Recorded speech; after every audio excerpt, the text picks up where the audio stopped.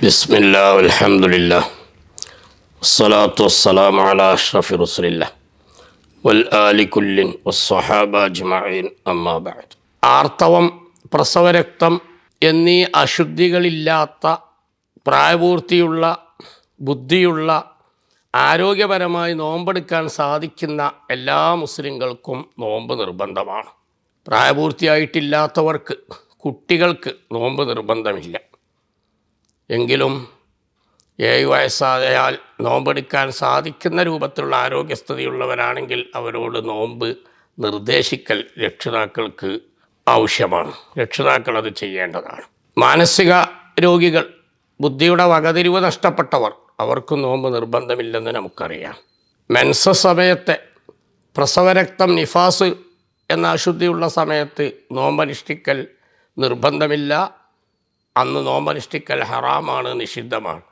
പക്ഷേ മെൻസസ് സമയത്തുള്ള നിസ്കാരങ്ങൾ പിന്നീട് ഖളാ വീട്ടേണ്ടതില്ലെങ്കിലും ആ സമയത്ത് നോമ്പുകൾ പിന്നീട് നോറ്റു വീട്ടേണ്ടതുണ്ട്, ഖളാ വീട്ടേണ്ടതുണ്ട്. പ്രായാധിക്യം മുഖേന നോമ്പെടുക്കാൻ കഴിയാത്ത അവസ്ഥയിലുള്ളവർ, സുഖമാകുമെന്ന് പ്രതീക്ഷിക്കപ്പെടാത്ത രോഗം മുഖേന നോമ്പെടുക്കാൻ കഴിയാത്തവർ, അത്തരം ആളുകൾക്കും നോമ്പ് നിർബന്ധമില്ല. അവർ ആ നോമ്പ് പിന്നീട് ഖളാ വീട്ടേണ്ടതും ഇല്ല.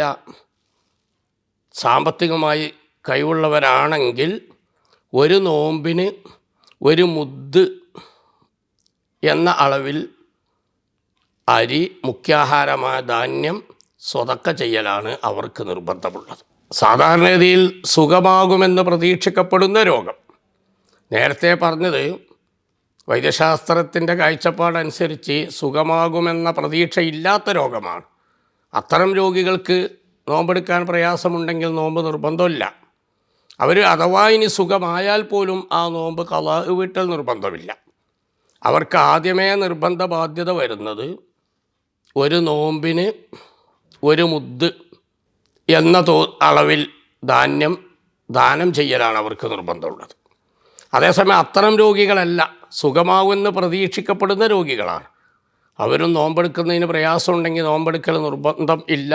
പക്ഷെ അവർ പിന്നീട് നോമ്പ് ഖളാ വീട്ടുകയാണ് വേണ്ടത്. അവർക്ക് മുദ്ദ് നിർബന്ധം ഇല്ല.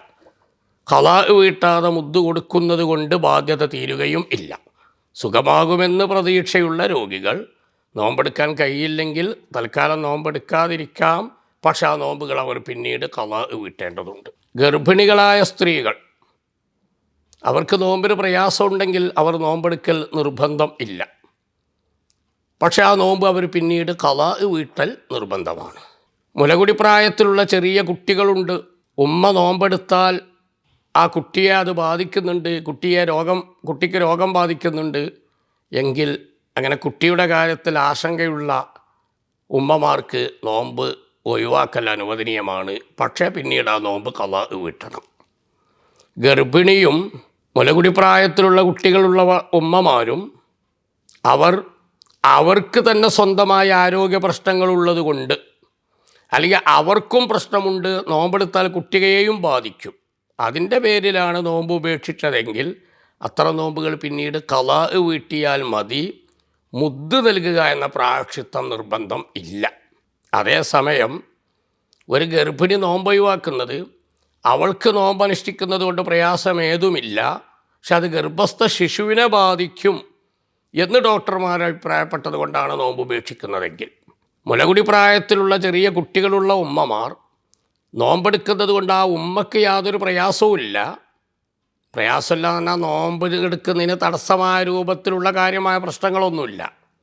പക്ഷേ ഉമ്മ നോമ്പെടുക്കുമ്പോൾ മുലകുടി പ്രായത്തിലുള്ള മുലപ്പാൽ കുടിക്കുന്ന കുട്ടിക്ക് രോഗം വരുന്നുണ്ട്, അല്ലെങ്കിൽ കുട്ടിയെ അത് ബാധിക്കുന്നുണ്ട്. ഇങ്ങനെ ഗർഭത്തിലിരിക്കുന്ന ഗർഭസ്ഥ ശിശുവിൻ്റെ കാര്യത്തിലോ മുലപ്പാൽ കുടിച്ചുകൊണ്ടിരിക്കുന്ന കുട്ടിയുടെ ആരോഗ്യസ്ഥിതിയോ മാത്രം ആശങ്കപ്പെട്ടുകൊണ്ടാണ് ഉമ്മമാർ നോമ്പ് ഒഴിവാക്കുന്നതെങ്കിൽ അവർ ആ നോമ്പ് പിന്നീട് ഖളാ വീട്ടലും അതോടൊപ്പം ഖളാ വീട്ടുന്നതിന് പുറമെ ഒരു നോമ്പ് ഒഴിവാക്കിയതിന് 1 മുദ്ദ് എന്ന നിലക്ക് ധാന്യം സ്വതക്ക ചെയ്യലും നിർബന്ധമാണ്. മുലകുടി പ്രായത്തിലുള്ള കുട്ടികളുള്ള ഉമ്മമാരും ഗർഭിണികളും അവരുടെ സ്വന്തം ആരോഗ്യ പ്രശ്നത്താലോ അല്ലെങ്കിൽ അവരുടെയും കുട്ടികളുടെയും ആരോഗ്യ പ്രശ്നത്താൽ, രണ്ടിൻ്റെയും കൂടി ആരോഗ്യ പ്രശ്നത്താലോ നോമ്പ് ഉപേക്ഷിച്ചതാണെങ്കിൽ ഖളാ മതി, മുദ്ദ് വേണ്ട. ഗർഭസ്ഥ ശിശുവിൻ്റെയോ മുലപ്പാൽ കുടിക്കുന്ന കുട്ടിയുടെയോ പ്രശ്നം കൊണ്ട് മാത്രമാണ് നോമ്പ് ഉപേക്ഷിക്കുന്നതെങ്കിൽ ഖളാ വീട്ടലും മുദ്ദ് കൊടുക്കലും നിർബന്ധമാണ് എന്ന് ചുരുക്കം.